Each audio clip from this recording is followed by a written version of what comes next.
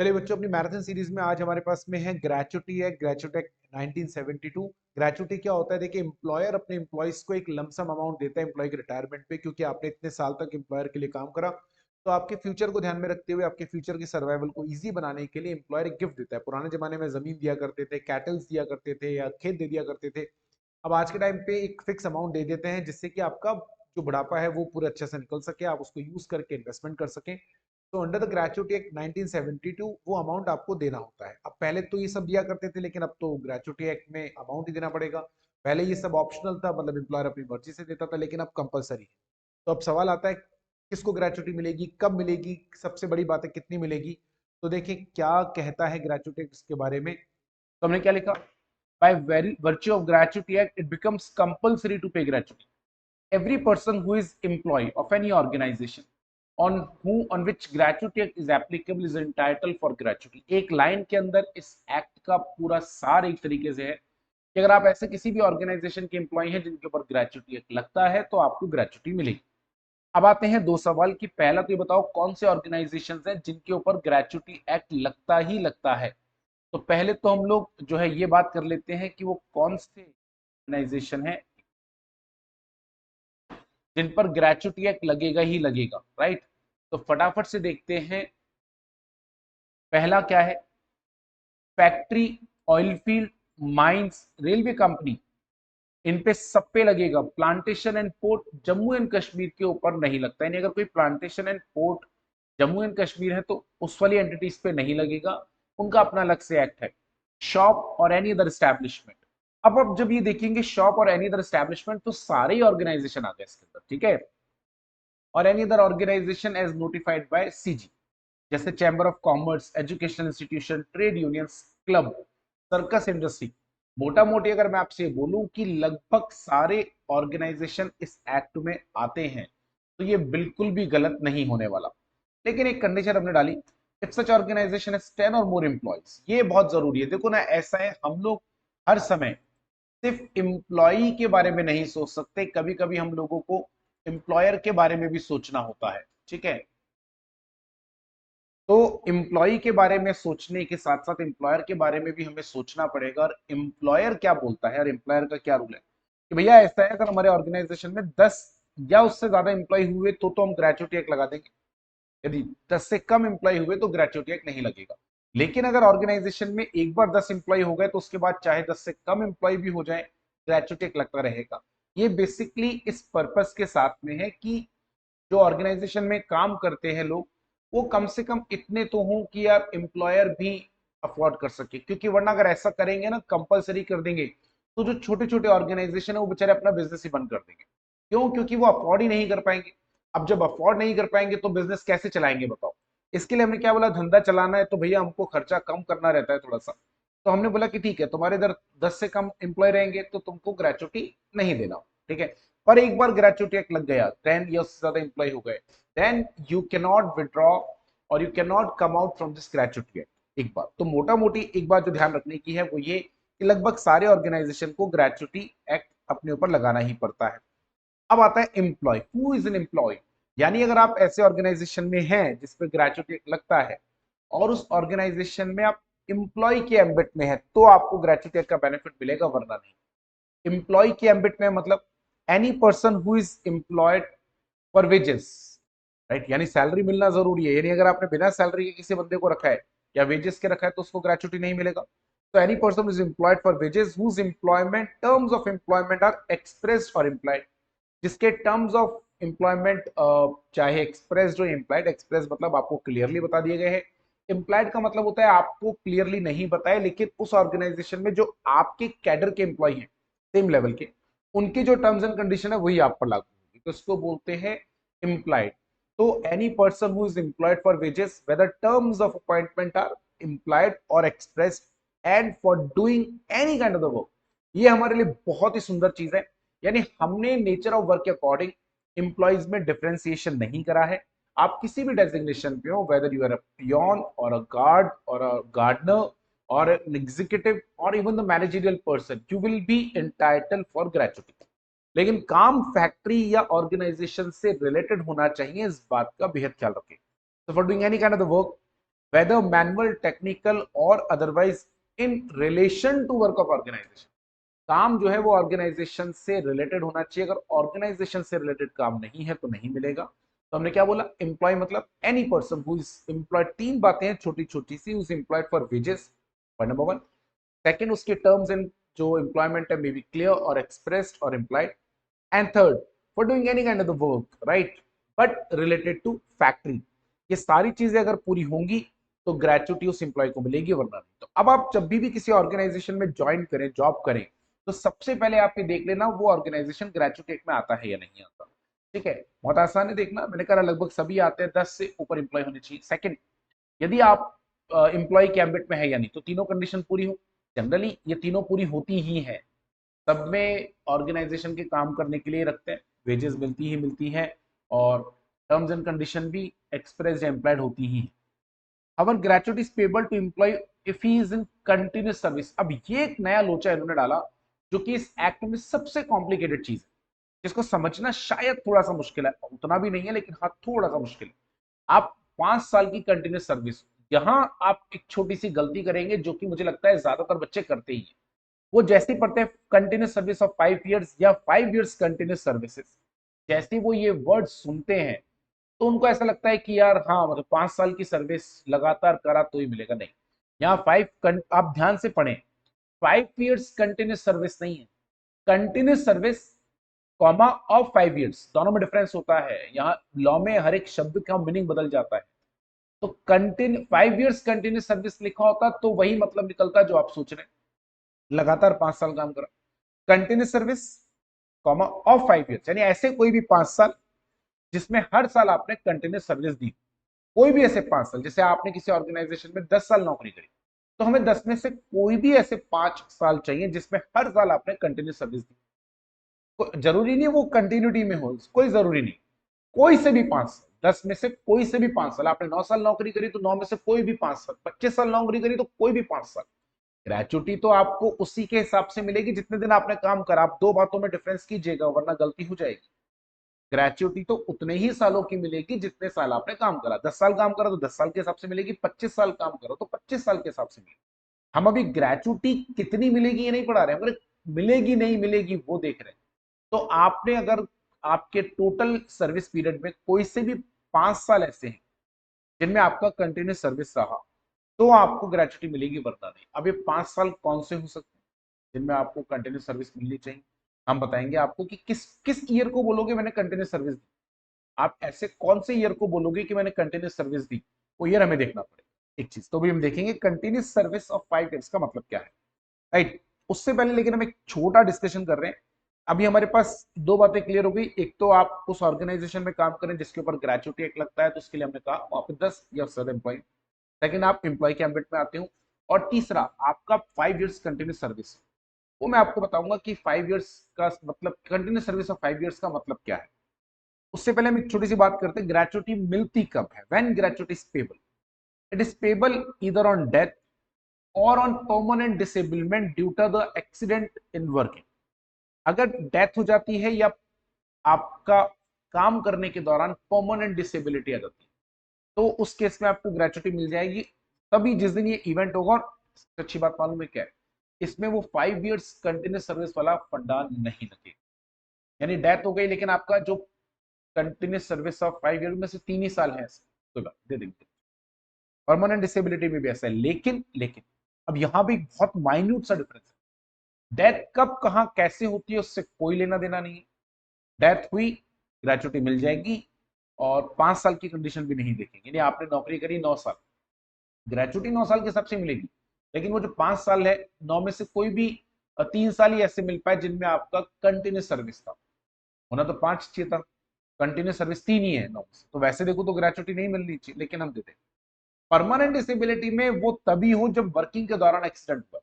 यानी अगर किसी और रीजन से एक्सीडेंट हुआ या कुछ और रीजन है उससे परमानेंट डिसेबिलिटी आ गई, तो 5 साल वाली कंडीशन चेक करेंगे। यानी किसी बंदे ने 7 साल काम कर, अब 7 में से हमें 4 ही ऐसे साल मिल पाए जिसमें उसने कंटिन्यूस सर्विस दिया। 7 में से 4 ही ऐसे साल मिले जिसमें उसने कंटिन्यूस सर्विस दिया, बाकी में उसने नहीं दी। करेक्ट, 7 में से 4 ही ऐसे मिले अपने। जिसमें उसने कंटिन्यूस सर्विस अपने को दिया है एक बार।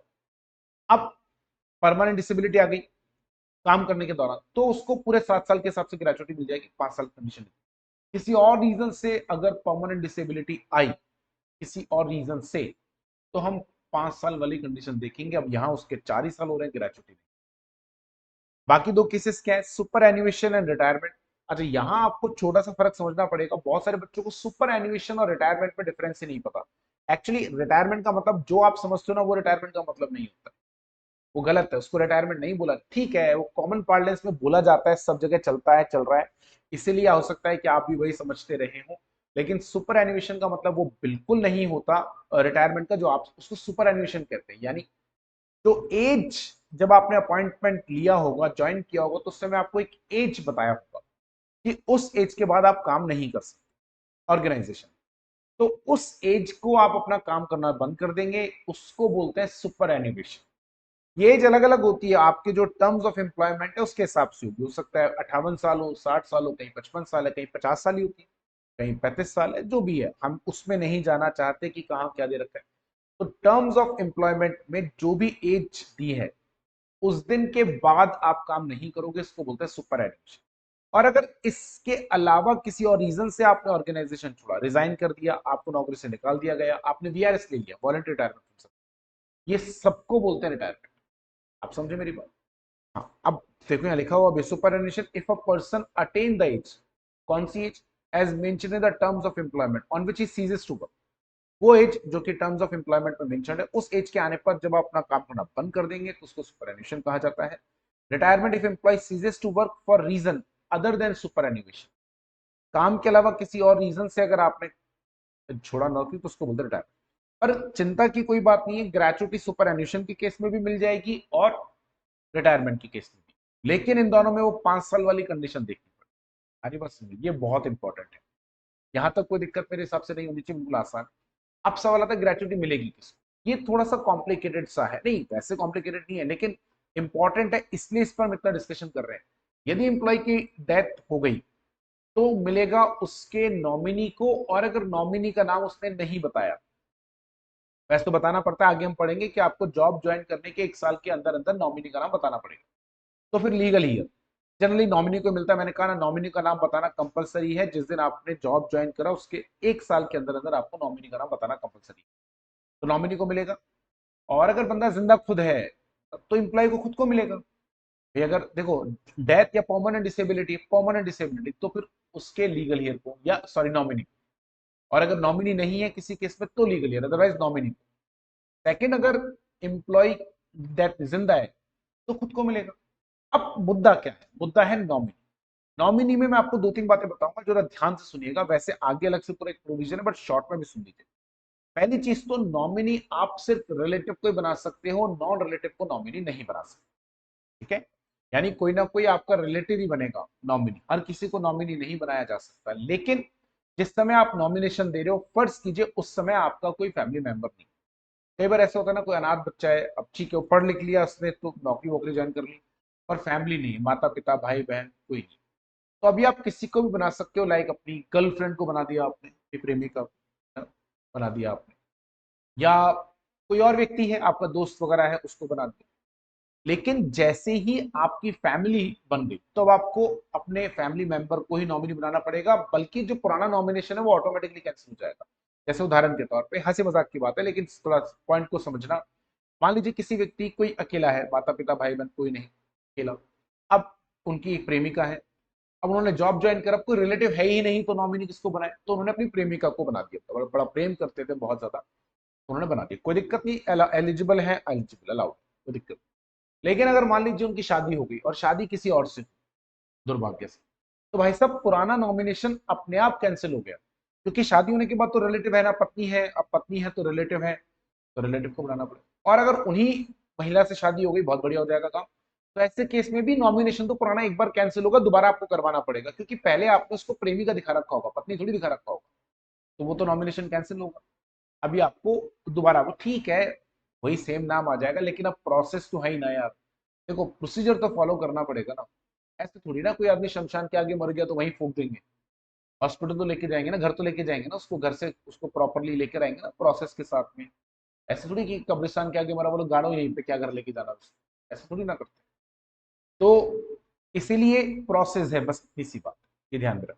अच्छा, मान लीजिए अगर नॉमिनी की डेथ पहले हो जाए, एम्प्लॉय की रिटायरमेंट या डेथ से पहले नॉमिनी की डेथ हो जाए, तो फिर आपको दूसरे नॉमिनी का नाम देना पड़ेगा। यदि मान लीजिए आपने अपनी पत्नी का नाम दिया नॉमिनी के तौर पर, पत्नी से तलाक हो गया, तो नॉमिनी दूसरी पत्नी आ गई या नहीं आई, तो नॉमिनी चेंज करना पड़ेगा, क्योंकि पत्नी अब पत्नी नहीं रही तो स्पाउस यानी रिलेटिव की कैटेगरी में नहीं रही। माइनर को नॉमिनी बनाया अगर आपने, तो फिर आपको एक बंदे का नाम और देना पड़ेगा, जो जिसको ग्रेचुटी मिलेगी उस माइनर के बिहाफ पे, वो पैसा माइनर के बिहाफ पे तब तक रखेगा अपने पास जब तक कि वो माइनर मेजर नहीं हो जाता। तो ये कुछ बातें आपको ध्यान में रखनी पड़ेगी। देखो यहाँ लिखा हुआ भी, nominee must be related if the nominee is a minor, in such case if employee deceased यानी उसकी डेथ हो जाती है, amount of gratuity will be deposited with authority, authority मतलब until the nominee attains the age of majority। अगर आपने मान लीजिए नाम नहीं दिया किसी गार्जियन का, तो भी कोई चिंता नहीं। उस केस में ये होगा कि जो अथॉरिटी है जिसके ऊपर इस एक्ट को लगाने की जिम्मेदारी है, एम्प्लॉयर उसके पास ग्रेचुटी का अमाउंट जमा करा देगा। जब बच्चा माइनर से मेजर हो जाएगा, तब वो फिर पैसा जो है उसको मिल जाएगा। अब आता है तीसरा सवाल, how much gratuity is payable, gratuity का अमाउंट कितना आपको मिलना चाहिए। तो देखो जी ऐसा है, इसमें है कैलकुलेशन। ये एक बात याद रखिएगा, ग्रेचुटी का अमाउंट आपके नंबर ऑफ सर्विस के हिसाब से मिलेगा, चिंता की बात है। ऐसा नहीं है कि आपने 10 साल नौकरी करी तो आपको मिलेगा 5 साल के, 25 साल नौकरी 25 करी 25 के हिसाब से मिलेगा। लेकिन वो जो कंडीशन पीछे चल रही है कि ऐसे 5 साल जरूरी है जिसमें आपने कंटिन्यूस सर्विस दी। तो दो ऑर्गेनाइजेशन है, नॉन सीजनल स्टैब्लिशमेंट और सीजनल स्टैब्लिशमेंट। यदि नॉन सीजनल है, नॉन सीजनल का मतलब जिसमें आपको पूरे साल भर काम करता है, उसमें भी हम पहला केस ले रहे हैं मंथली वेजेस, यानी आपको हर महीने फिक्स वेजेस दिया जाता है। तो ग्रेचुटी कितना मिलेगा, 15 days salary for every completed year of service. Her completed year of service के लिए यानी पूरे साल के लिए आपको 15 दिन की सैलरी के हिसाब से मिलेगा। यानी अगर एक पूरा साल आपने डाला तो उसके लिए 15 दिन की सैलरी जितनी ग्रेचुटी। तो मान लीजिए आपने 9 साल काम करा, ठीक है, उसमें से 5 ऐसे साल हैं जब कंटिन्यूस सर्विस रहा, ठीक। तो 9 सालों के लिए ग्रेचुटी मिलेगी, हर साल के लिए आधे महीने की सैलरी। तो 9 साल के लिए कितनी हो गई, 4.5 महीने की सैलरी। यानी आपको आपके रिटायरमेंट पे 4.5 महीने की सैलरी जितना ग्रेचुटी मिल जाए, ठीक है। और ये 15 दिन की सैलरी कैसे निकालनी, जो भी लास्ट ड्रॉन सैलरी, देखो यहां ध्यान रखना, लास्ट ड्रॉन यानी जो भी आपको लास्ट सैलरी मिली, उसको 26 से डिवाइड करना, मल्टीप्लाई बाय 15 करोगे तो 15 दिन की सैलरी। 26 से इसलिए डिवाइड करा क्योंकि महीने में वैसे तो दिन 30 होते हैं, पर 4 संडे होते हैं, तो 26 30 से डिवाइड करते तो अमाउंट थोड़ा कम हो जाता। इसीलिए हमने क्या बोला कि आपने लास्ट ड्रॉन जो भी आपकी सैलरी है उसको पकड़ लो, उस लास्ट ड्रॉन सैलरी को 26 से डिवाइड करना और 15 से क्या कर देना, मल्टीप्लाई कर देना, ये आ जाएगी 15 दिन की सैलरी। अच्छा, यहाँ कंप्लीटेड ईयर ऑफ सर्विस के अंदर आप एक बात ध्यान रखिएगा कि अगर 6 महीने से ज्यादा वर्किंग है तो उसको कंप्लीटेड ईयर ही मानेंगे। जनरली ये समस्या पहले और आखिरी साल में ही आती है, वैसे तो आती नहीं। ये समस्या जनरली पहले और आखिरी साल के अंदर आती है, बाकी कोई दिक्कत आती नहीं जनरली।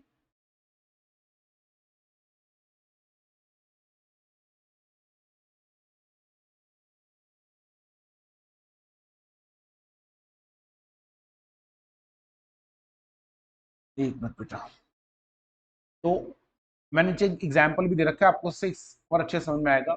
एक रजनीकांत है जिन्होंने 13 मई 2018 को ऑर्गेनाइजेशन ज्वाइन करा। जिस समय ज्वाइन करा तब उनकी सैलरी जो थी वो थी 45। लेकिन सैलरी ज्वाइन करते समय आपकी कितनी थी वो मुद्दा नहीं है, मुद्दा बड़ा ये है कि जब आपने छोड़ा तब क्या था। Retired on 26 March 2028 and at the time of retirement is salary was 83,000 retirement के टाइम पर। और जब अच्छा रिटायर कब हुए, 26 मार्च 2028 को रिटायर हुए, और पिछले महीने यानी फेब की सैलरी थी 80,000। लास्ट ड्रॉन सैलरी कौन सी होगी, 80,000। मार्च में तो रिटायर की सैलरी मिलेगी ना, 26 मार्च को तो आप रिटायर ही हो गए, तो लास्ट ड्रॉन सैलरी तो एक्चुअल में फरवरी है, मार्च वाली तो अभी मिली ही कहाँ। और हम लास्ट ड्रॉन के हिसाब से निकालते हैं। अब पहला सवाल है कि कितने सालों की ग्रेचुटी इनको मिलेगी। तो देखो 13 मई 2018 को ज्वाइन किया, अच्छा यहाँ कोई कैलेंडर ईयर का कॉन्सेप्ट चलता है, फाइनेंशियल ईयर से मतलब जनवरी से दिसंबर। अब मैं जनवरी से दिसंबर ज्वाइन करूं तो 13 मई को ज्वाइन करा, 13 मई को ज्वाइन करा तो उसके हिसाब से पूरे साल में 6.5 महीने से ऊपर हो गए, तो 18 भी काउंट होगा। तो 18, 19, 20, 21, 22, 23, 24, 25, 26, 27, 10 साल तो पूरे हैं। 28 में इन्होंने मार्च में छोड़ दिया, यानी 3 महीने काम करा तो नहीं मिलेगा, तो 10 साल की ग्रेचुटी इनको दी जाए। तो अपना मतलब जो फॉर्मूला है उसके हिसाब से देखें तो 15 दिन salary multiply by completed year of service, completed year में कितना है 10 साल, 10 की। अब आते हैं इनकी 15 दिन की सैलरी, तो लास्ट डाउन सैलरी कितनी है 80, 80 डिवाइड बाय 26 मल्टीप्लाई बाय 15 यानी 46,154। तो get the total amount of the gratuity is 46,154 multiply by 10, 4,61,540 will be the amount of the gratuity which he will take, right? अच्छा, अपन वापस से चलते हैं, नॉन सीजनल की बात चल रही है अभी, नॉन सीजनल में ही है, सीजनल में नहीं है, नॉन सीजनल में है। नॉन सीजनल में मंथली वेजेस नहीं है, piece rated wages. Piece rated मतलब पर पीस के हिसाब से आपको जो है ग्रेचुटी का अमाउंट, सॉरी पर पीस के हिसाब से आपको वेजेस दी जाती है। ऐसे ऑर्गेनाइजेशन है, बहुत सारे हैं, जैसे बीड़ी उद्योग है। बीड़ी में जो एम्प्लॉय होते हैं उनको सैलरी पर मंथ फिक्स नहीं होती, वो तो जितनी बीड़ी आप बनाओगे उसके हिसाब से मिलेगी, कोई दिक्कत नहीं। इधर वाले में भी फॉर्मूला बिल्कुल सेम है, वही 15 days salary multiply by completed year of service, क्योंकि पूरे साल भर ऑर्गेनाइजेशन काम कर रहा है। तो यहाँ पे भी फॉर्मूला सेम है, फॉर्मूले में कोई चेंज नहीं करा, वही देखो 15 days salary multiply by completed year of service. लेकिन 15 डेज सैलरी आपको निकालनी है, पहले हमने कैसे निकाली थी, last down salary divide by 26। यहाँ आपको पिछले 3 महीने से निकालना है, बेसिकली एवरेज जो निकालना है वो 3 महीने से निकालना है। इसके पीछे कारण क्या है, इसके पीछे रीजन क्या है कि 3 महीने से क्यों निकाल रहे हैं? देखो, चूंकि यहाँ पे पीस के हिसाब से वेजेस मिल रहे हैं, तो आपने हर महीने कम ज्यादा हो सकता है। हो सकता है कोई व्यक्ति जो जिसको जो रिटायर होने वाला है वो जानबूझ के उसने आखिरी महीने में ज्यादा काम करा, नंबर ऑफ पीसेस ज्यादा बनाए, क्योंकि नंबर ऑफ पीसेस ज्यादा बनाए तो उस महीने में सैलरी ज्यादा बनी होगी। उसने जानबूझ के ऐसा इसलिए करा कि उसको लगा इससे ग्रेचुटी का अमाउंट अपने को ज्यादा मिल जाएगा, ठीक है, उसने ऐसा सोचा। अब यार ये तो गलत बात है ना यार। तो हमने कहा 3 महीने का एवरेज पकड़ेंगे, तो पिछले 3 महीने की सैलरी डिवाइड बाय जितने दिन आपने पिछले 3 महीने में काम करा, क्योंकि जहां पीस रेटेड वेजेस होती है वहां पे रोज आप आओ जरूरी नहीं है, आपकी मर्जी है, जिस दिन आओगे उस दिन का पैसा मिलेगा वरना नहीं मिलेगा। तो last 3 month salary divided by number of days you work in last 3 months multiply by 15, बस इतना सही। कंप्लीटेड ईयर ऑफ सर्विस का तो वही रूल है सेम, उसमें कोई फर्क नहीं पड़ने वाला है, ठीक है। तो जहां नॉन सीजनेबल ऑर्गेनाइजेशन है, उन नॉन सीजनेबल ऑर्गेनाइजेशन में आपको क्या ध्यान में रखना है, नॉन सीजनल में जहां पे ये सिंपल 15 दिन salary multiply by number of completed year of service, 15 दिन की सैलरी आपको निकालनी है पिछले महीने की salary divide by 26 multiply by 15, और अगर कहीं पीस रेटेड वेजेस तो last 3 month salary divide by number of years, number of days you work multiply by 15। अगर कोई ऑर्गेनाइजेशन सीजनल है, अब देखो सीजन में क्या होता है ना, सीजनल वाले में क्योंकि पूरे साल भर काम नहीं होता, हो सकता है पूरे साल भर में 2 सीजन, जैसे पतंग बनाने का काम है, पटाखे बनाने का काम है, पटाखे जो बनते हैं वो साल में 2 या 3 बार बनते हैं, ठीक है। तो साल में 2 या 3 बार अगर बनता है सीजन, जैसे पटाखे अब 3 ही सीजन हुए, 2 बार होता है 2 ही बार। तो यहां हमने क्या बोला, काफी हद तक सेम ही है। यहां हमने बोला 15 डेज सैलरी की जगह 7 days salary multiply by number off season. For example, अगर मान लीजिए आपने 9 साल नौकरी की और हर साल में 2 ही सीजन आते हैं, तो 9 × 18, 18 सीजन के लिए आपको ग्रेचुटी मिलेगी, और कितनी मिलेगी 7 डेज सैलरी। मोटा मोटी अगर ये बेसिकली ये पूरा क्या फंडा है मैं आपको समझाता हूँ।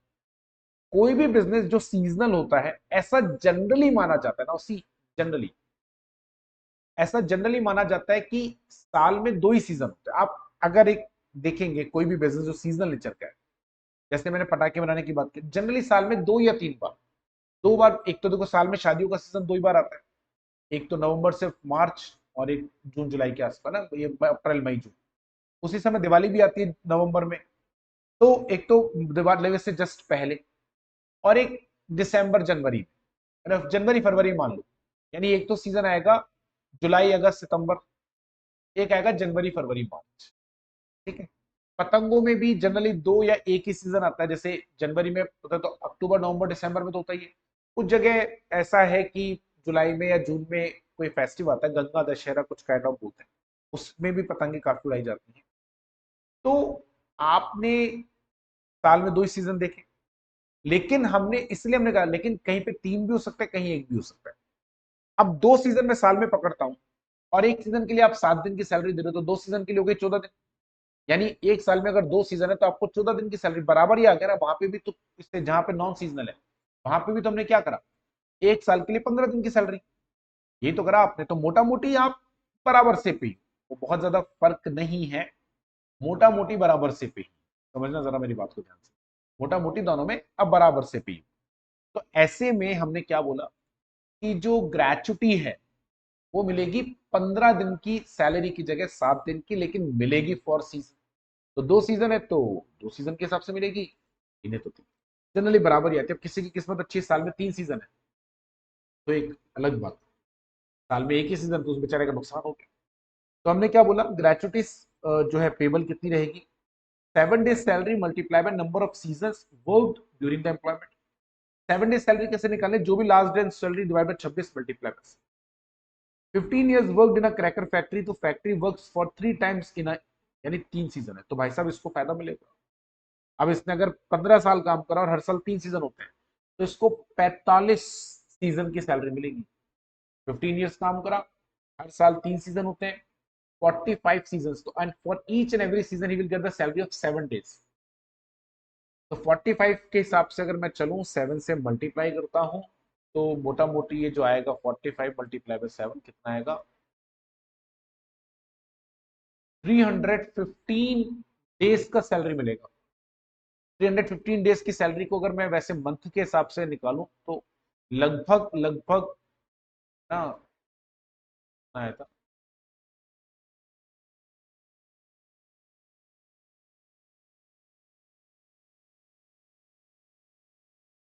10 महीने की जितनी सैलरी, 10.5 महीने जितनी सैलरी मिलेगी। तो ये आपको, अच्छा अब आते हैं सैलरी को लेकर कुछ, ग्रेचुटी को लेकर कुछ नोट। पहला, maximum amount of the gratuity should be 20 lakhs। यानी अगर अपन इस तरीके बोले कि gratuity will be the actual amount of gratuity और 20 lakh which ever is low. यदि ग्रेचुटी का अमाउंट 20 से कम है तो जितना एक्चुअल है, 20 से ज्यादा है तो 20 से ज्यादा नहीं मिलेगा। Amount of the wages shall not include bonus और ओवर टाइम। यानी जब आप सैलरी पकड़ोगे यहाँ पे सैलरी, तो इसमें बोनस या वेजेस का अमाउंट शामिल नहीं करना है, बोनस एंड वेजेस को इंक्लूड नहीं करना उसके अलावा। ठीक है, ये आपको ध्यान में रखना है।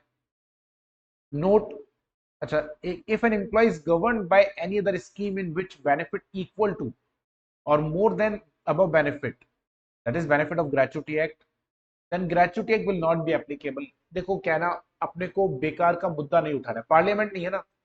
पार्लियामेंट होती तो बेकार के मुद्दे उठाते, लेकिन अपन तो समझदार लोग हैं, तो समझदार लोग बेवकूफी नहीं करते। मतलब आपके ऑर्गेनाइजेशन पे कोई दूसरा एक्ट लगता है या जो भी आपका अपना एक्ट है, उसमें आपको ग्रेचुटी जैसा ही कोई और बेनिफिट है, नाम हो सकता है कुछ और उसमें जो बेनिफिट मिल रहा है वो ग्रेचुटी एक्ट में बेनिफिट जो मिलता है उससे ज्यादा, तो आपके ऊपर ग्रेचुटी नहीं लगेगा। लाजमी सी बात है ना, मेरे को लगता है इसमें शायद कोई बहस का मुद्दा ही नहीं है। हम तो अच्छा ही कर रहे हैं ना आपके लिए। जैसे फॉर एग्जाम्पल, मैं उदाहरण के तौर पे ले रहा हूँ, मुझे भी एक्चुअल में पता नहीं है। जैसे आर्मी वाले होते हैं, उनके अपने अलग पे स्केल चलते हैं, उनके अपने अलग कैडर होता है, उनका अपना पे सिस्टम अलग है। अब हो सकता है उनमें शायद उनको ग्रेचुटी की जगह कुछ और बेनिफिट मिलता हो, बहुत सारा। तो in that case they will get the benefit of gratuity or like similar, but with in higher amount. So in that case, they will not be covered in the gratuity. हाँ, तो there is no need to like cover there, so there is no need. Now gratuity की calculation में wages and salary में क्या क्या शामिल होगा, क्या क्या नहीं, वैसे तो मोटा मोटी हमने आपको बताया, बोनस कमीशन मत लेना। देखो कहना बहुत सिंपल सा है, जो चीज आपको रैकरिंग बेसिस पे मिलती है वो लो, जो रैकरिंग बेसिस पे नहीं मिलती वो मत लो। उदाहरण के तौर पे जैसे मैंने बोला, बोनस मत लो या ओवर टाइम मत लो। क्यों ऐसा करा, एम्प्लॉय देखो सब चालाक होते हैं, एम्प्लॉय भी चालाक होगा। अब एम्प्लॉय ने क्या करा, आखिरी महीने में उसको पता है मेरी लास्ट मंथ की जो सैलरी है उसके बेसिस पर मेरा ग्रेचुटी बनेगा। बंदे ने लास्ट मंथ में बहुत भयंकर काम किया, 8-8 घंटे का ओवर टाइम करा। अभी आपको पता है 1 घंटे के ओवर टाइम का जो वेजेस है वो डबल होता है। यानी अगर आपका 8 घंटे, एक दिन 8 घंटे होता है, 8 घंटे अगर आपने काम करा, आपका वेजेस बनता है एक दिन का 2,000। तो यदि 8 घंटे के बाद आपने 8 घंटे और काम करा, तो उस 8 घंटे के आपको मिलेंगे 4,000। तो बंदे ने सोचा यार एक महीने की तो मेहनत है, एक महीने में अपन 16 घंटे काम करेंगे, जैसे तैसे खींच खाच के कर लिया। अरे बंदे का पर डे सैलरी 2,000 है, लेकिन ओवर टाइम काम करने से उसको दिन के कितने मिल रहे हैं? 18 दिन के 6,000 मिल रहे हैं। अभी देखो बंदा 30 दिन के हिसाब से उसकी सैलरी जो आती है वो आती है, मान लीजिए तो मोटा मोटी 60,000 रुपये सैलरी आती है। और बंदे ने 20 दिन ओवर टाइम करो, 20 दिन के उसको 4,000 यानी 80,000 रुपये आपको अलग मिले, तो लास्ट मंथ की सैलरी हो गई 1,40,000। हाँ, 1,40,000 में रहा। अब ग्रेचुटी देखो कितना बड़ा आएगा, ये तो आपने एम्प्लॉयर के साथ गलत कर दिया यार, ऐसा थोड़ी ना होता है। ये तो गलत बात थी। तो हमने कहा यार जो चीजें आपको रेकरिंगली मिलती रही या मिलती है उनको लेंगे, जैसे basic salary, DA, perquisites, right. कोई पर्टिकुलर परक्विजिट अगर एम्प्लॉयर चाहे तो हटा सकता है, वो जनरली तभी हटाएगा जब वो परक्विजिट एबनॉर्मल नेचर का है, यानी नॉन रेकरिंग। एबनॉर्मल तो क्या, नॉन रेकरिंग, कभी कभार मिलता है, वरना तो सारे इंक्लूड होंगे। हटाना क्या है? Bonus, commission, over time, HRA, any other allowance जो रेकरिंग नेचर का ना हो, ध्यान रखना। यानी कैलकुलेशन बहुत सिंपल है, ज्यादा इसमें कुछ है नहीं, बहुत आसान सी चीज है। यदि ग्रेचुटी में के लिए हम जो वेजेस पकड़ेंगे, जो चीजें आपको रेगुलरली मिलती हैं उनको शामिल कीजिए, जो आपको रेगुलरली नहीं मिलती उनको शामिल नहीं करना है। सिंपल सा कैलकुलेशन है, कोई लंबा चौड़ा इसमें रॉकेट साइंस नहीं है, बहुत सिंपल सा calculation, right, very easy calculation. तो जो रेगुलरली मिलता है रेकरिंगली वो लेंगे, वरना नहीं। अब हमारे पास ऊपर जो था continuous service of 5 days, as you can see there is a long calculation. मैंने एक साथ में एक छोटा सा एग्जांपल भी यहाँ देने की कोशिश करी, समझाने की आसान भाषा में। I also tell you about this example, you will get a good idea about this. लेकिन वो बाद में, बट बहुत पहले हम बात कर रहे हैं कि आखिर ये कंटिन्यूस ईयर ऑफ सर्विस का मतलब क्या। मैं यहाँ आपको दोबारा याद दिलाऊंगा, कंटिन्यूस मतलब लगातार 5 साल नहीं है। कंटिन्यूस मतलब है कि कोई से भी ऐसे 5 साल हो जिसमें हर साल आपने कंटिन्यूस सर्विस दी। तो continuous service of 5 years, unless an employee has given continuous service of 5 years, gratuity is not payable. यदि आपने लगातार 5 साल की लगातार आपने 5 ऐसे साल काम नहीं करा जिनमें हर साल आपने कंटिन्यूस सर्विस दी हो, तो हम आपको ग्रेचुटी में शामिल नहीं करेंगे।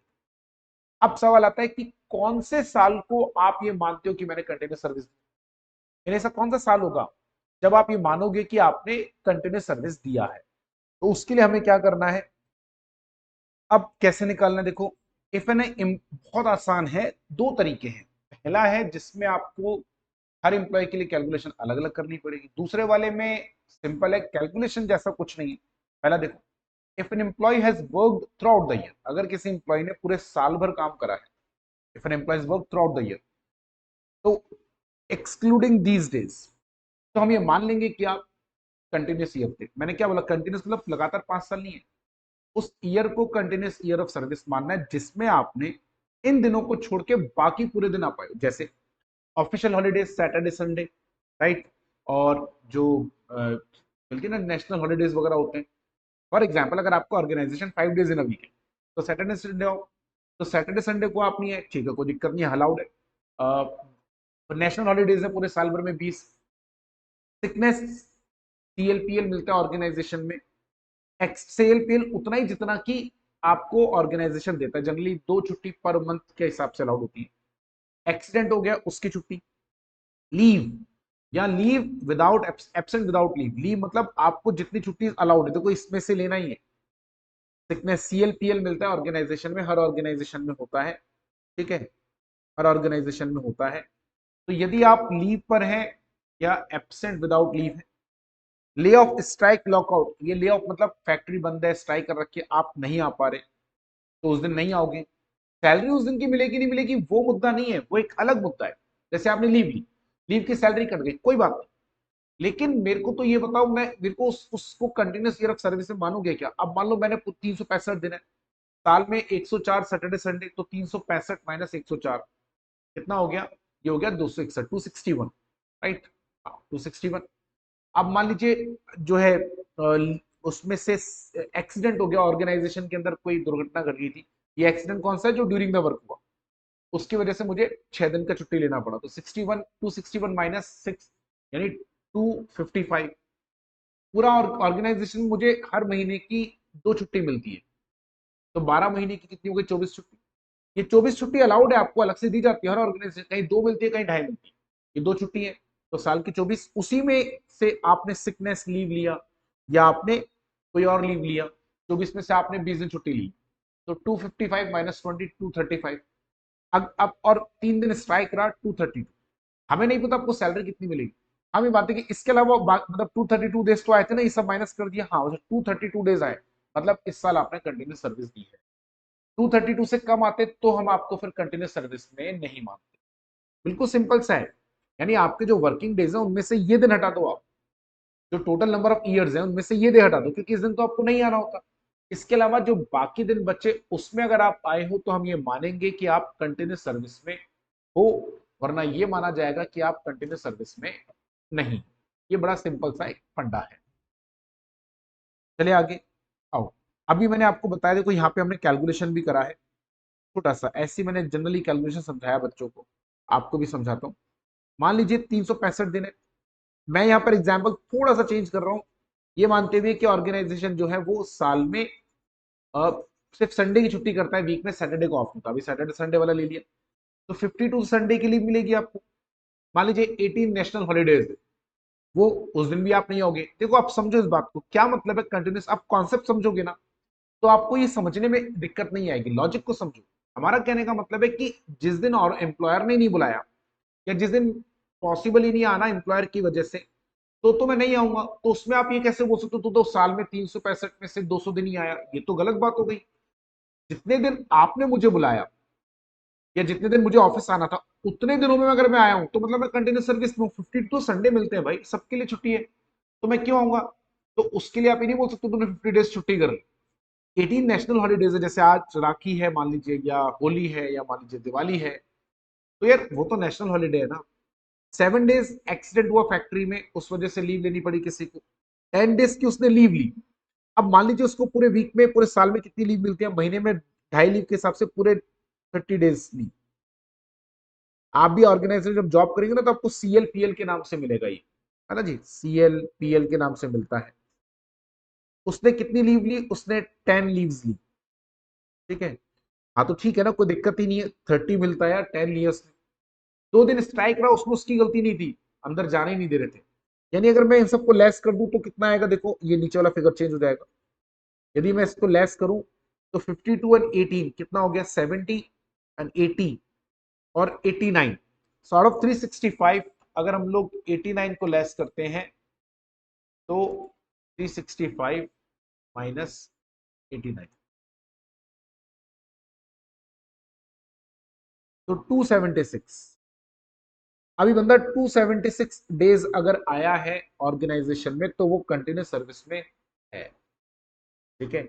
मान लीजिए अगर उसने लीव ले ली 32, अब दिक्कत हो जाएगी। लीव उसने 32 ले ली, अलाउड कितनी थी, अलाउड थी 30, तो हम यहाँ 30 से ज्यादा लेस नहीं कर सकते, भले उसने अभी आपको याद रखना एक्चुअल में उसने 32 दिन की लीव ली, अगर मैं इसको ऐसे लेस करूं तो ऊपर अपने कितना पड़ रहा है 10, तो 270 ये हो जाएगा 256। उसको 256 दिन आना चाहिए था, लेकिन एक्चुअल में मालूम कितने दिन आया, 254 दिन ही आया, तो हम लोग कंटिन्यूस सर्विस नहीं मानेंगे, ठीक है। अच्छा अब यहाँ पर कुछ लोगों का व्यू है, मान लीजिए अगर उसने छुट्टी कर ली विदाउट लीव, परमिशन लिए बिना ही एब्सेंट रहा, तो उसको भी कई ऑर्गेनाइजेशन काउंट कर लेते हैं, वो कहते हैं ठीक है लीव पर हो कोई बात नहीं, सैलरी काट लेंगे लेकिन तुम्हें ग्रेचुटी तो देंगे, कुछ बोलते जैसे मैंने अभी यहाँ पर एग्जाम्पल लिया, क्या आया था 256, बंदा आया 254 दिन ही तो वैसे तो कंटिन्यूस नहीं है, लेकिन कुछ एम्प्लॉयर कहते हैं नहीं कोई बात नहीं, जॉब में तो था ही ना यार, 2 दिन छुट्टी कर ली नहीं बताया, या जितनी छुट्टी अलाउड थी उससे ज्यादा ले ली बट सैलरी हमने काट ली उसके बदले में, लेकिन सर्विस में तो मानेंगी ना, हाँ तो ले सकते हो कोई दिक्कत नहीं है, अलाउड है। अच्छा यहाँ चले, अगर आपको लगता है ये कैलकुलेशन बहुत कॉम्प्लिकेटेड है, नहीं आ रहा है यार ये तो, हर क्योंकि इसमें हर एम्प्लॉय का अलग अलग निकालना पड़ेगा, तो हम आपको आसान तरीका होता है। If an employee has work for below number of days, यदि पूरे साल में आप सब भूल जाओ, ये official holiday, Sunday Saturday accident सब भूल जाओ, छोड़ो, हम आपको स्टैंडर्ड बता देते हैं। अगर कोई ऑर्गेनाइजेशन 6 दिन काम करता है, यानी संडे संडे काम नहीं करता, तो संडे संडे को छोड़ के बाकी दिन काम करता है, 6 डेज इन अ वीक, तो उस केस में एम्प्लॉय अगर पूरे साल में 240 दिन भी आ गया तो हम क्या मानेंगे, इज इन कंटिन्यूस सर्विस।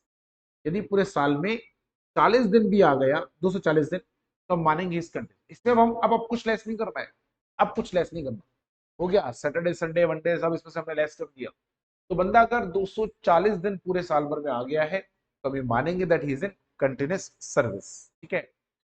और अगर किसी साल उसने हाफ ईयर ही काम करा, देखो आप समझो फर्स्ट और लास्ट ईयर में समस्या आती है। अब बंदे ने ज्वाइन करा मान लीजिए मई में, तो मई के हिसाब से देखो उसने 6.5 महीने काम कर लिया, 7.5 महीने काम कर लिया एग्जैक्टली, लेकिन 12 महीने काम नहीं करा। अब आप 7.5 महीने में दिन ही कितने से होते हैं, 225 दिन। आप उससे बोल रहे हो कम से कम 240 दिन आता, तो अरे तो उसने ज्वाइन ही लेट करा। उसने जब ज्वाइन करा तब से लेकर इस ईयर में बचे कितने दिन, 235। अभी उस 225 उससे आप 240 दिन काम करें। अगर किसी साल में हाफ ईयर या उससे ज्यादा काम करा बट फुल ईयर नहीं करा, तो उस साल में अगर आपने 120 डेज भी काम कर लिया तो भी हम उसे जो है कंपनी सर्विस में मानेंगे। नहीं आप इस वाले 6.5 महीने में उसने काम करा 7.5 महीने, उस पूरे साल अगर वो 120 दिन भी आया तो उसको भी हम कंटिन्यूस सर्विस में मानेंगे उस ईयर। जो ऑर्गेनाइजेशन 6 दिन लेस देन 6 डेज यानी 5 डेज काम करता है, 4 डेज काम करता है, वहां कम से कम 190 दिन आपका आना जरूरी है। क्योंकि वहां तो देखो ना थोड़ा सा 52 और बढ़ जाएंगे ना, सैटरडे संडे ऑफ है, 240 तो आप पकड़ ही रहे हो। 240 में से अगर मैं 52 माइनस कर दूं और सैटरडे के भी, तो 188 ही आता है, मैं तो फिर 190 डेज पकड़ा है। हाफ डे हाफ ईयर में 90। जो organisation below the ground mines में काम करते हैं वहां पे सैटरडे संडे से मतलब नहीं है, वहां 365 दिन काम होता है। वहां अगर आपने पूरे साल भर में 190, क्योंकि वहां पे क्या ना सैटरडे संडे ऑफ नहीं होता, वहां छुट्टियों का अलग सीजन चलता है। लफड़ा होता है एक्चुअली माइंस में, क्या होता है जैसे पानी भर गया, अब 15 दिन काम ही नहीं होगा, क्या करें, छुट्टी करनी पड़ेगी, मजबूरी है, लेकिन सैलरी देनी पड़ेगी। तब उनको सैटरडे संडे भी ऑफ देंगे तो फिर बड़ी दिक्कत हो जाती है। कई बार ऐसा होता है माइंड में कोई क्रैश हो गया, अब लगेंगे उसको हटाने में, जब उसके बाद ही काम चालू हो पाएगा, तो 15-15 दिन खराब हो गए। तो वहां सैटरडे संडे को ऑफ नहीं दिया जाता, वहां पे इस तरीके से किया जाता है। करेक्ट। तो हमने क्या बोला, जो बिलो द माइंस है वहां पे 190 डेज, वहां सैटरडे संडे देखो। ये बात समझ में आ गई। तो दोनों में से आप कोई सा भी तरीका अडॉप्ट कर सकते हैं, दोनों है। अब आपको बताते हैं मजेदार चीज, मजेदार चीज, ये जो दिन आपने पढ़े यहाँ या यहाँ पकड़े, जो भी दोनों में से आपने केस लिया है आपकी चॉइस है, ये वाला केस लिया हो आपने या ये वाला केस, देख रहे हैं आप, देखिए दोनों में से कोई सा भी केस आपने पकड़ लिया, एनीवन इधर ये, दोनों में ही हम आपको कुछ दिन बता रहे हैं जिसमें आपने काम नहीं करा, लेकिन फिर भी हम ये मानेंगे कि आपने काम करा, हम उसको वर्किंग में काउंट करें। मैं उदाहरण से भी समझाऊंगा। जैसे पहला केस है, इन case of a female employ her days of pregnancy maximum 12 महीने, 12 सप्ताह। 12 सप्ताह का मतलब हो गया लगभग कितने महीने हो गए, 3 महीने। प्रेगनेंसी के दौरान 3 महीने की छुट्टी दी जाती है, वो आपकी इच्छा होती है आप कब लेंगे, पोस्ट डिलीवरी, प्री डिलीवरी, या जैसे भी आप, वो आपकी इच्छा है ना। हम आपको 12 वीक तक की छुट्टी दे देंगे, 12 वीक का मतलब हो गया 3 महीने। वो 3 महीने में आपने काम नहीं करा, लेकिन हम फिर भी ये मानेंगे आपने वर्किंग करा। फॉर एग्जाम्पल हमने, जैसे हम अपनी कैलकुलेशन इस सेकंड वाले मेथड के हिसाब से करें, ये वाले मेथड के हिसाब से हम कैलकुलेशन करें, और किसी साल में फीमेल एम्प्लॉय ने पूरे 240 दिन आना चाहिए था। मान लीजिए उसने 2020 में ज्वाइन करा, फॉर एग्जाम्पल 2020 में ज्वाइन करा, 2020 21 22 23 हर साल वो 240 दिन आई, 2020 में भी उसने जनवरी में ज्वाइन कर लिया, तो 2020 21 22 23 चारों सालों में वो 240 दिन से ज्यादा आई, तो मतलब कंटिन्यूस सर्विस है। 2024 में she got pregnant, and because of that in that year she served only for example 170 days, वो 170 डेज ही आई। तो हम ये नहीं मानेंगे 170 दिन आई, 170 प्लस हम आपको 12 वीक्स की छुट्टी देते। 12 वीक्स के अगर मैं नंबर ऑफ डेज निकालू तो 84 डेज आएंगे, 8 है ना, पर वीक 7 डेज, तो मल्टीप्लाई बाई 7 डेज, तो 84 डेज। तो हम आपके वर्किंग डेज मालूम है कितने पकड़ेंगे, 160 plus 84, so that will come to the 244। तो वर्किंग डेज आपके मालूम है 244 काउंट होगा ना, यू विल बी एंटाइटल, वो ईयर को कंटिन्यूस ईयर ऑफ सर्विस माना जाएगा। तो she work for 160 days on.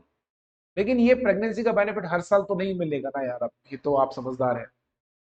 ये पूरे जॉब के दौरान आपको एक बार या 2 बार, आजकल इतना ही होता है, 2 से ज्यादा बच्चे किसी को, तो इसीलिए ये एक प्रिविलेज दिया, मिलना भी चाहिए मेरे हिसाब से, बल्कि 3 महीने कम है, इसको 6 महीने किया जाना चाहिए, ऐसा मेरा मानना है, ये मेरा व्यक्तिगत विचार है।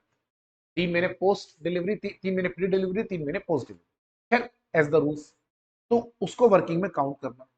अच्छा, if an employ is on laid off under the agreement or standing order of industrial employment act, कई बार क्या होता है कुछ एम्प्लॉयज को ले ऑफ दे देते हैं, देना पड़ता है, इंडस्ट्रियल डिस्प्यूट एक्ट है उसके तहत, मैं आपको और आसान भाषा में समझाता हूँ।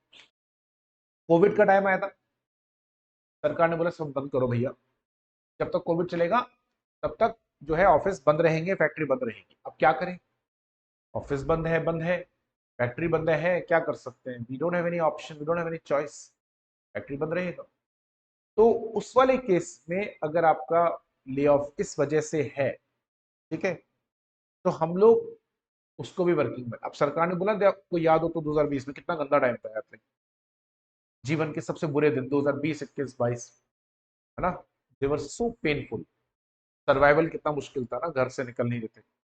Still we remember that those days, तो ऐसा लगता है कि पता नहीं क्या किस उससे निकल कर आए थे। खैर, बैक टू द वर्क।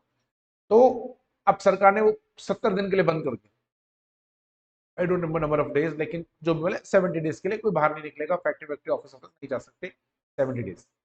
तो उन 70 डेज में आप ऑफिस नहीं गए बिकॉज सरकार ने मना कर, तो उस केस को वर्किंग डेज मानेंगे। अब आप पूरे साल भर में 170 डेज ही गए, है ना, 180 डेज गए, तो हम आपकी वर्किंग 180 डेज नहीं मानेंगे, 180 प्लस 70, तो कितना रहेगा, 250 डेज की वर्किंग मानेंगे। वरना अब अपना एम्प्लॉय मर जाएगा यार। अभी मैं तो ऑफिस जाना चाहता था, लेड ऑफ सरकार ने दिया, तो इसमें मैं क्या कर सकता हूँ। अभी आप बेवजह मेरा वो ईयर खराब कर दोगे ना यार। अभी कोई मार्जिन पे हो तो सोचो, 6 साल उसने नौकरी करी, उसमें से 4 कंप्लीटेड सर्विस और 5वां साल का बच रहा था लफड़ा, एक में तो वो नहीं आया, कम आया। अभी बेचारा वो तो मर जाएगा ना यार, इसके लिए हमने बोला नहीं, वो allowed. Next, if an employee is on a leave due to the temporary disablement as a result of accident occurred on the working, काम करने के दौरान कोई एक्सीडेंट हो गया, उससे उस बेचारे की टेम्परेरी डिसेबलमेंट आ गया, भगवान कभी भी ऐसा किसी के साथ ना हो, बट टेम्परेरी डिसेबलमेंट आ गया फॉर एग्जाम्पल, तो in that case temporary disablement आया तो यार अभी उतना छुट्टी तो देना पड़ेगा ना, तुम्हारी फैक्ट्री में काम करने के दौरान उसके साथ ऐसा रहा तो आपको देना तो पड़ेगा ना यार। तो हमने क्या बोला, यदि ऐसा होता है तो उन दिनों को भी वर्किंग में काउंट करेंगे। और लास्ट क्या है, पिछले साल जो आपको लीव्स मिली, हमने भी कहा था ना, अगर आपको याद हो तो वर्किंग के बदले में छुट्टी मिलती है, कितने कितने ये हम पीछे पढ़कर आए थे कि आप काम करोगे उसके बदले में छुट्टी मिलती है। तो हर 20 दिन की वर्किंग के लिए आपको एक दिन का छुट्टी मिलेगा। I hope you remember, factories act में पढ़ा था, और नहीं पढ़ा था तो आगे पढ़ लेंगे। 20 दिन काम करोगे बदले में एक छुट्टी, 15 दिन काम करोगे बदले में एक छुट्टी, अगर यंग पर्सन रहता है तो पूरे पिछले साल आपने 15 आपकी छुट्टियां पीछे से कैरी फॉरवर्ड होते हुए आ रही है, टोटल मिलाकर आपके 25 छुट्टियां इस समय पड़ी। अब 25 छुट्टी पड़ी तो लूंगा ना, छुट्टी है का मतलब क्या होता है, छुट्टी लेने का मतलब है कि या तो मैं छुट्टी ले लूं या तो उसका पैसा ले लूं, दो ही बातें होंगी, या तो वो छुट्टी मैं अवेल कर लूं या तो उस छुट्टी का मैं पैसा, दोनों में से एक चीज तो मेरे को करनी रहेगी ना।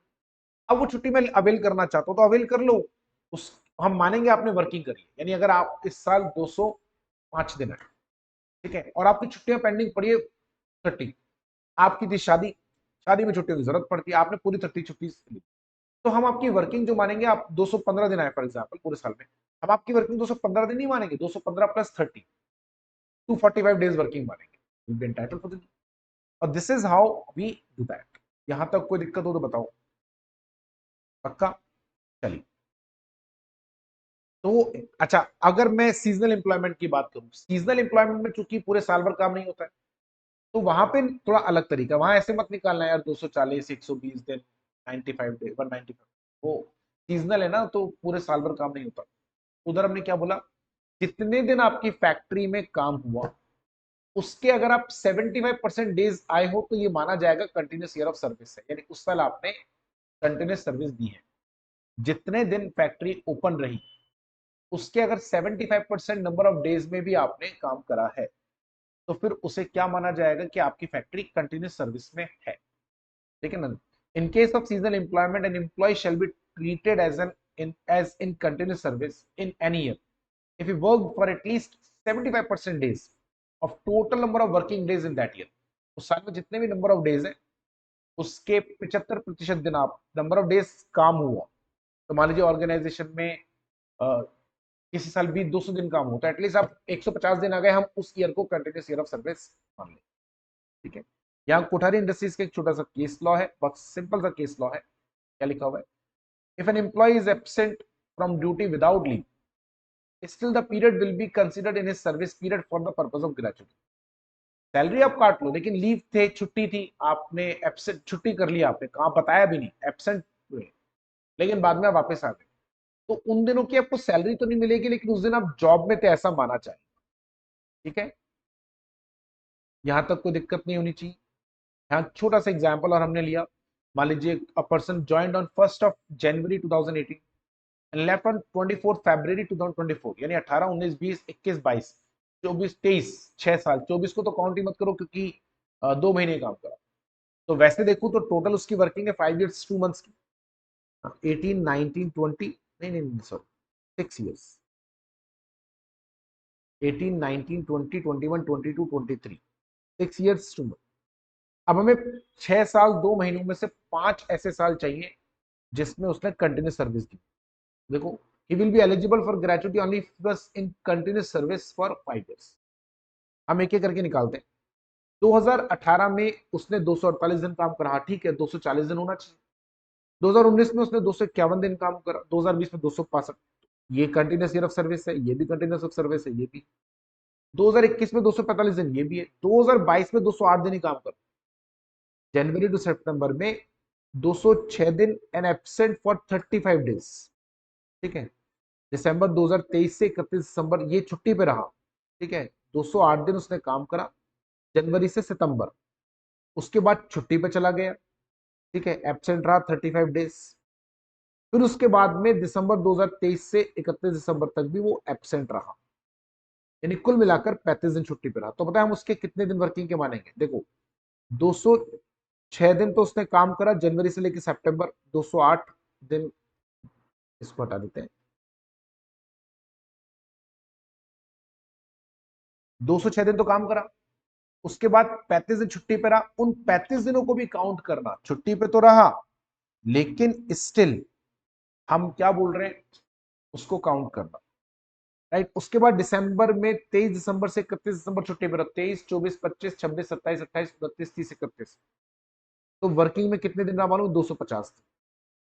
हाँ, इन 35 और 9 दिनों का आप पैसा काट लो, वो कोई दिक्कत वाली बात नहीं है, वो आपका अधिकार है, आप पैसा काट सकते हो, लेकिन उसे वर्किंग में मानना for the purpose of gratuity. ठीक है, अच्छा, यहां कुछ एग्जाम्पल्स आपको दिए गए हैं।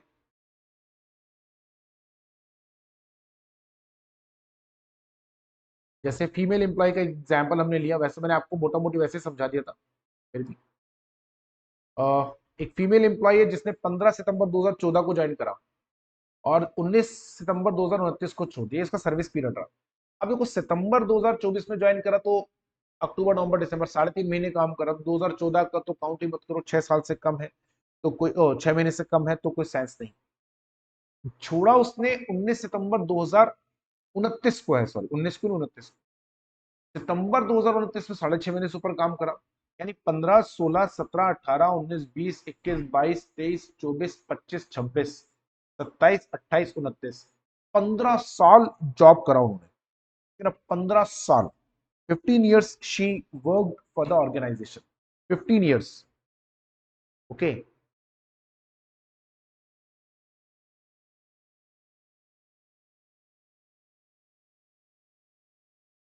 तो she work for 15 years, long period. हमें तो 15 में से 5 ऐसे साल चाहिए जब कंटिन्यूस ईयर ऑफ सर्विस हो। 2015 में शी वर्क फॉर 243 डेज, 2016 में 240, ये ठीक है। 2017 में 104 दिन काम कर कांड करेंगे, और कोई प्रेगनेंसी वाला भी कोई केस में नहीं दिख रहा, तो जब तक क्वेश्चन में नहीं लिखा होगा तो हम नहीं मानेंगे ना। 2018 में शी वर्क फॉर 212 डेज, लेकिन she was on leave for 43 due to accident at office working. तो भाई साहब, अगर ऑफिस में वर्किंग के दौरान एक्सीडेंट हुआ तो ऐसे केस में 43 डेज का लीव तो लिया वो जुड़ेगा, यानी 212 दिन नहीं पकड़ेंगे, 212 प्लस 43, तो कितना आएगा? 255 डेज शी वर्क, तो ये काउंट होगा। 2019 में 264 दिन काम करा, अगर हम देखें तो देखो, 1 2 3 4, 2020 में she work for 90 days, she was on leave for maternity of 100 days, तो 190 नहीं पकड़ना है, 290। ठीक है, हो गया, हमें तो 5 साल ही चाहिए, आगे चेक करने की जरूरत ही नहीं है। मैं आपको यहाँ पे चौथी बार याद दिला दूं, ग्रेचुटी 5 की नहीं मिलेगी, जैसे she work for 15 years, gratuity 15 years के हिसाब से मिलेगी, जो कैलकुलेशन पढ़ा था ना, last on salary divide by 26 multiply by 15, ये 15 दिन की सैलरी मल्टीप्लाई में, इसमें 15 साल है, 15 साल की ग्रेचुटी मिलेगी, 5 साल की नहीं, पकड़ लेना। सीजनल एम्प्लॉयमेंट की मैं बात करूं तो हमने क्या कहा था, हम कंटिन्यूस सिर्फ सर्विस कब मानते हैं, जब आपने जितने दिन फैक्ट्री ओपन रही उसके 75 डेज काम करा। मान लीजिए 2017 में ऑर्गेनाइजेशन ने काम करा 120 दिन, आप कितने दिन आए, 95 दिन, तो कैलकुलेट कर लो। ये नीचे 75%, ए का ये हमने ए लिख दिया ऊपर।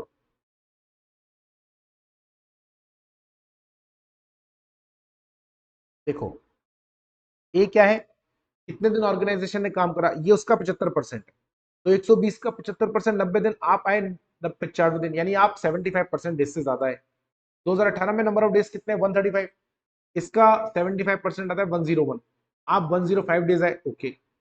2019 में 150 डेज है, उसका 25% आता है 112 दिन, आप आए 132, यानी तीनों सालों में कंटिन्यू सर्विस रहा।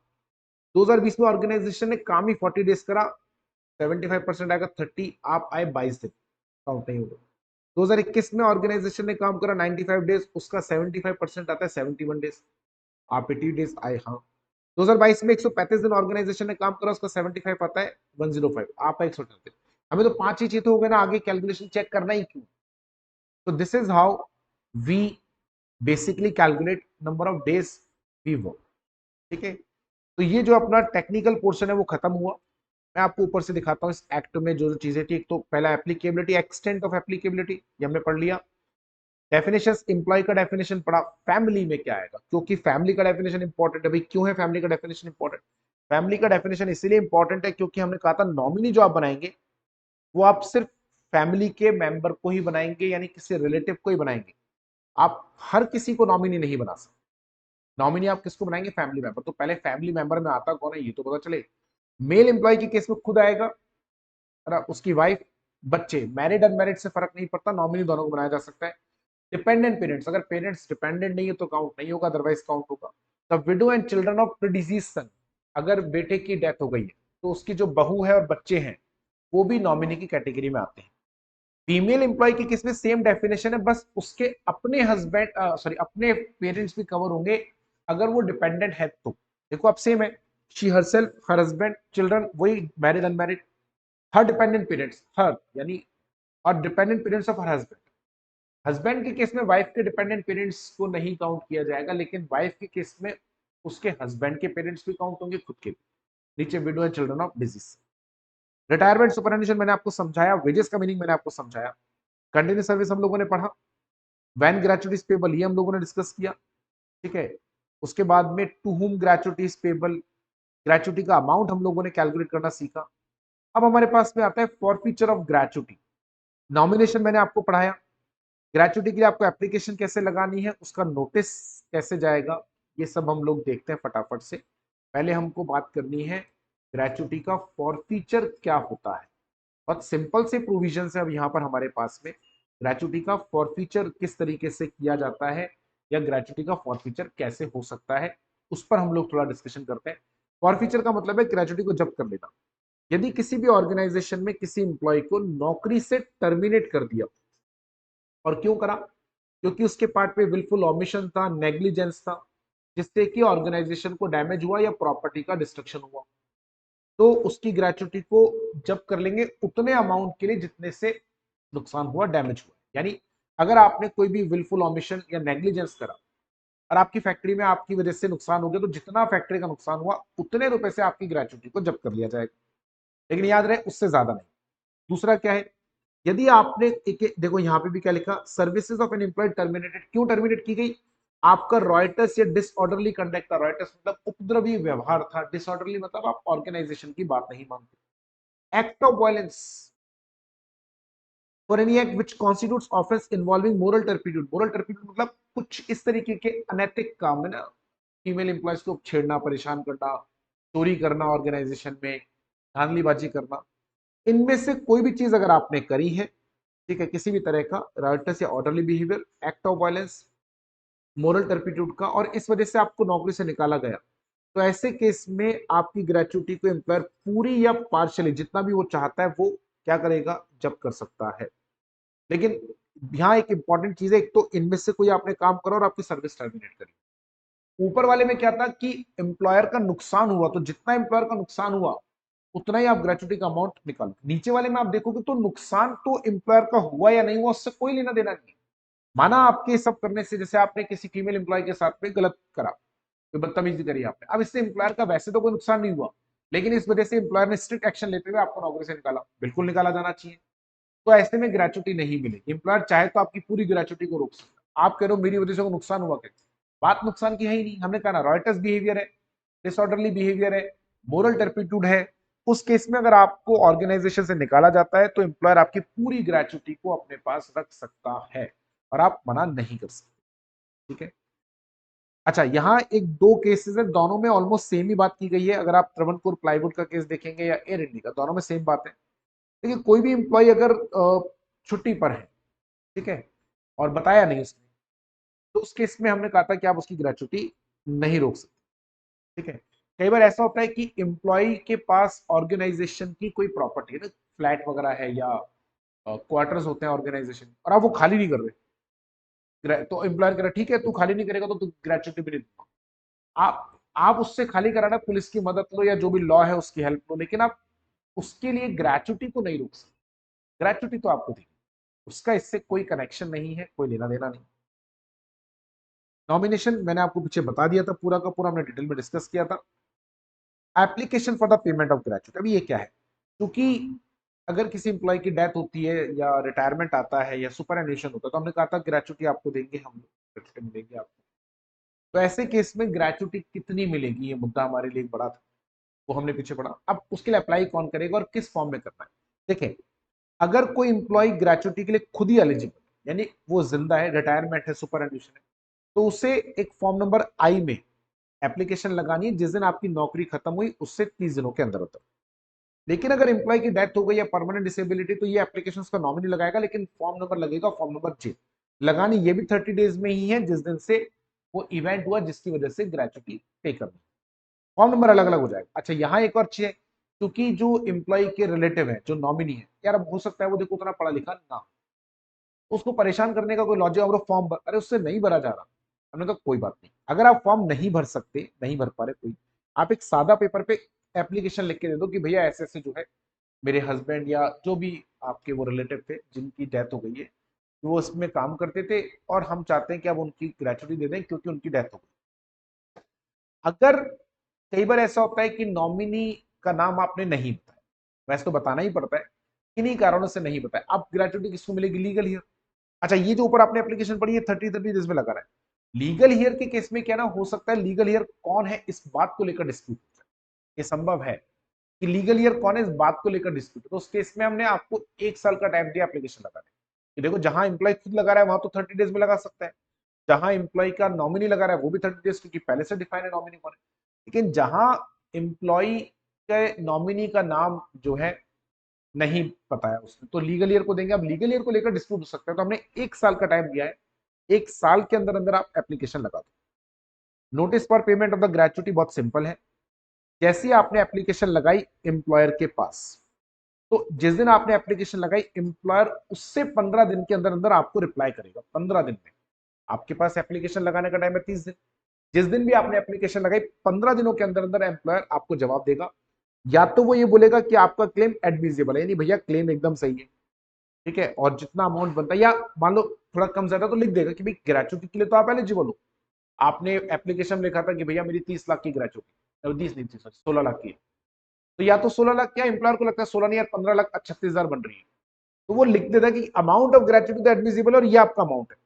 हाथ के तो उसमें डेट बताएगा कब तक आपकी ग्रेचुटी का पेमेंट हो जाएगा, और ये डेट जिस दिन बंदे ने एप्लीकेशन लगाई थी उससे 30 दिन ज्यादा की नहीं। फॉर एग्जाम्पल, एम्प्लॉय का सुपर एन्युएशन हुआ 31 जुलाई को, 30 दिन में एप्लीकेशन लगानी है, 30 जुलाई तक लगानी थी, 30 अगस्त तक, बंदे ने एप्लीकेशन 10 अगस्त को लगा दी।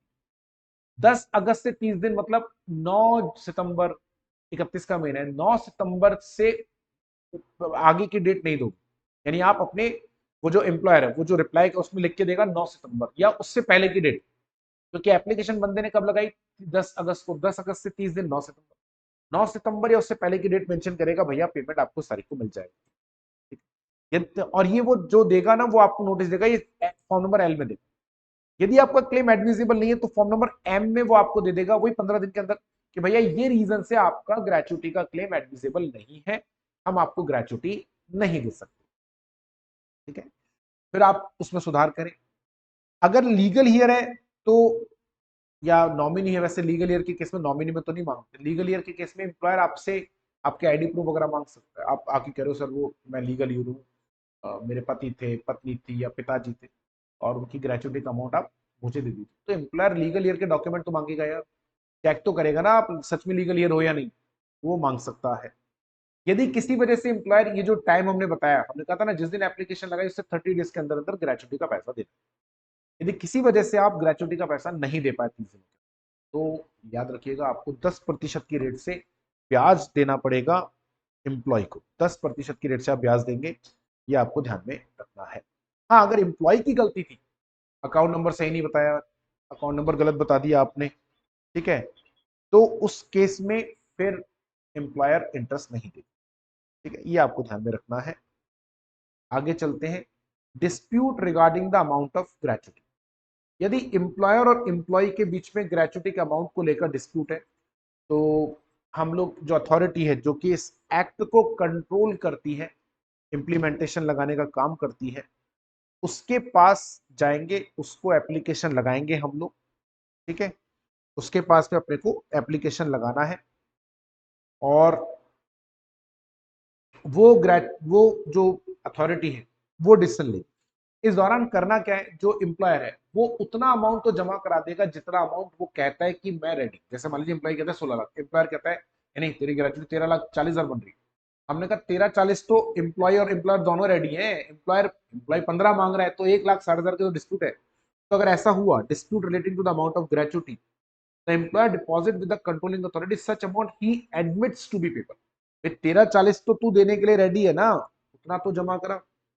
उसके बाद में जो ये अमाउंट ऑफ डिपॉजिट है ये हम उस एम्प्लॉय को दे देंगे, और अगर एम्प्लॉय ने खुद ने एप्लीकेशन लगाई नहीं तो उसके लीगल ईयर को दे देंगे, जो भी है।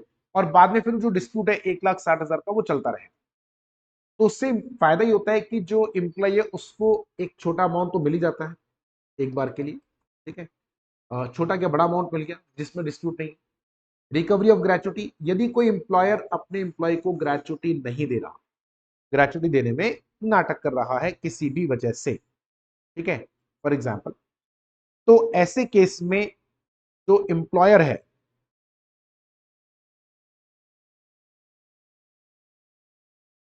जो एम्प्लॉयर है वो एम्प्लॉयर से सरकार रिकवरी करेगी। सरकार क्या करती है, जो कलेक्टर होता है ना सिटी का, जिस सिटी में वो एम्प्लॉयर है, जैसे जयपुर का एम्प्लॉयर है मान लीजिए, और वो नहीं दे रहा ग्रेचुटी, तो बंदे ने शिकायत करी कंट्रोलिंग अथॉरिटी को।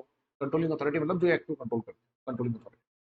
तो कंट्रोलिंग अथॉरिटी जयपुर के कलेक्टर को एक सर्टिफिकेट इशू करेगी कि भैया ये बंदा एम्प्लॉयर है, इससे इतना अमाउंट ऑफ ग्रेचुटी है, जाके रिकवर करके लेकर आओ with interest, as a land revenue. Land revenue का मतलब है सरकार की ड्यूज। अब वो जो कलेक्टर है वो, उसके हाथ में तो नोटिस है, उसको किसने दिया, कंट्रोलिंग अथॉरिटी ने।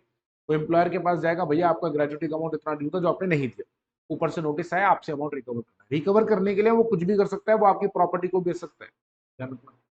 हाँ, संपत्ति संपत्ति बेच सकता है वो आपकी, आप चुपचाप दे दोगे तो बहुत बढ़िया, अरे दे दो ना यार, देना है तो देना ही पड़ेगा। तो अगर ऐसा हुआ कि आपने अमाउंट ऑफ ग्रेचुटी देने में कोई गड़बड़ करी, तो हो सकता है कि कंट्रोलिंग अथॉरिटी नोटिस इशू कर दे उस सिटी के कलेक्टर को, कलेक्टर जाके नहीं। Protection of gratuity, gratuity has been exempted from attachment of decree. देखो कई बार क्या होता है, ग्रेचुटी बुढ़ापे के लिए, यदि किसी इंप्लॉय ने कोई गलत चीज कर दी, फर्ज कीजिए कोई धोखाधड़ी कर दी, कुछ है ऑल, तो सरकार उसे रिकवर करती है, कोर्ट रिकवर करता है, तो उसकी सारी संपत्तियों को बेचा जाता है। तो कल को अगर आपके ऊपर कोर्ट में कोई केस चल रहा है, कोई आपके खिलाफ डिक्री इशू हो गई जिसमें आपको जो है पैसा चुकाना है, तो वो रिकवर करेंगे आपकी संपत्ति बेच, आपका बैंक बैलेंस सब ले लेंगे, लेकिन तो भी आपका ये जो अमाउंट पड़ा है ग्रेचुटी का, इसको नहीं ले, ग्रेचुटी के अमाउंट को हाथ नहीं लगा सकते, किसी हालत में नहीं लगा सकते, इसको हमने प्रोटेक्ट कर दिया। ठीक है, लास्ट है penalty, if any person makes a false statement for the purpose of avoiding any payment, he shall be punishable with imprisonment for a term not exceeding 6 months or with a fine with 10,000। यदि आप अपनी gratuity की liability से बचने के लिए झूठ बोल रहे हो, एम्प्लॉयर की बात चल रही है, पैसा नहीं है एक्सेट्रा, तो भैया 6 महीने तक की जेल, 10,000 तक का जुर्माना, या दोनों। यदि किसी एम्प्लॉयर ने एक्ट के किसी प्रोविजन को तोड़ने की कोशिश करी तो 3 महीने तक की जेल, 3 महीने से 1 साल तक की जेल, सॉरी, 10,000 से लेकर 20,000 तक का जुर्माना, आपके ऊपर कुछ भी लगाया जा सकता है। तो ये हमारा था ग्रेचुटी एक्ट, जिसमें हमने प्रोविजन पढ़े, बिल्कुल सिंपल सा एक्ट है, राइट। इस 1 घंटे की क्लास के अंदर हमने पूरा ग्रेचुटी एक्ट रिकवर कर लिया। अब आप बस इतना पढ़ के चले जाएंगे ना, तो भी आपके full out of full marks है, राइट। अगले लेक्चर में आपसे फिर मिलेंगे किसी नए एक्ट के साथ।